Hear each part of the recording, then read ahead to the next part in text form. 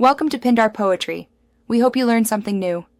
In this video, I will explain how to make chocolate tiramisu.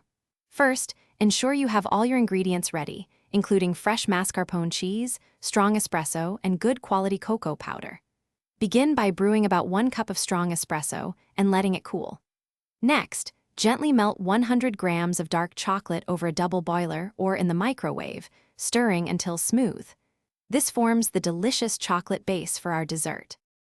Now, let's create the creamy mascarpone filling.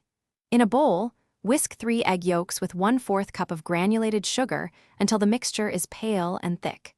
Carefully fold in 500 grams of mascarpone cheese until just combined, ensuring a smooth, airy texture. Begin assembling by quickly dipping ladyfingers into the cooled espresso, then arranging a single layer in your serving dish. With your first layer of espresso-soaked ladyfingers in place, spread about 1/3 of the mascarpone cream evenly over them.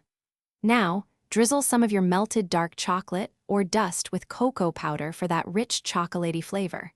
Repeat this process, adding another layer of ladyfingers, cream, and chocolate until all your ingredients are used.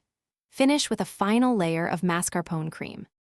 To complete your chocolate tiramisu, generously dust the entire top surface with a layer of unsweetened cocoa powder. For the best flavor and texture, cover the dish and refrigerate it for a minimum of 4 hours, or ideally overnight. This allows the flavors to meld beautifully and the dessert to set perfectly.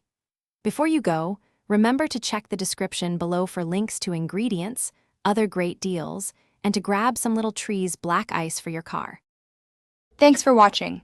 Consider subscribing if we helped you.